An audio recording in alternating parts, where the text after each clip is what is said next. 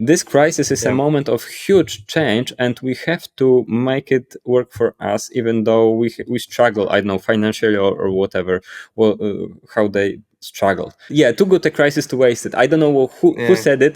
Yeah, I mean, it's true because it's the best time to build as well, right? So, it's the best time to build because you basically you can see everything, how like everything is changing. So building during that time is, a very good period of time. It's cheaper to build that time because, it's harder to find jobs during the crisis and things like that. So, um, if you have the ability to be able to be in the build mode during the crisis, it's the best.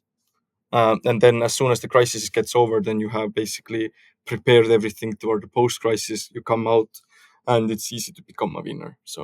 So that's why in the kind of like a business side of the things, currently on the market, like a lot of startups are actually a lot of startups are struggling and things like that, and like investors who have been investing into like a tech companies and things like that, they have been like also not very actively investing because they also want to see like who are like the cockroaches and who are the ones that are surviving, and then basically investing into those who basically come through this.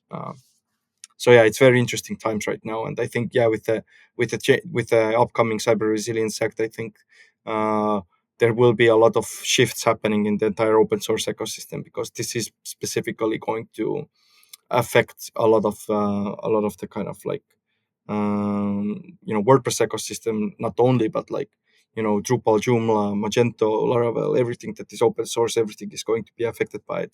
The entire npm repository, like packages, everything that you see that is a piece of software that is owned by someone who has any kind of commercial activity behind it, and who has even like one user in Europe, then they need to be compliant. So yeah. Mhm. And how does this apply to WordPress agencies, Mas? I think for agencies, it's just a question of like how Cyber Resilience Act is going to be enforced.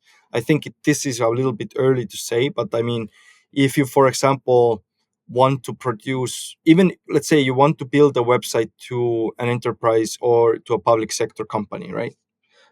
Then they might ask you like, hey, like, can you basically show us like the SBOM of your tech stack? Like, do you have visibility into what you're built? Like, they want to have like the software bill of materials about the website that you are building to them. They want to see what it consists of.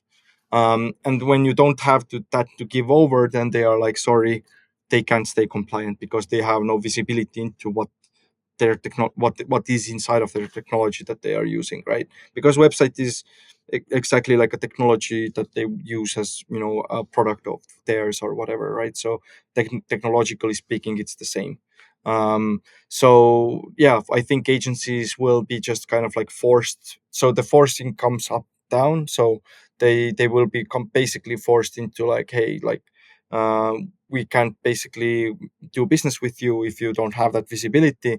And then agencies need that visibility, so they force it into plugin developers to have that visibility. So I think this will become like kind of like a full cycle in that sense.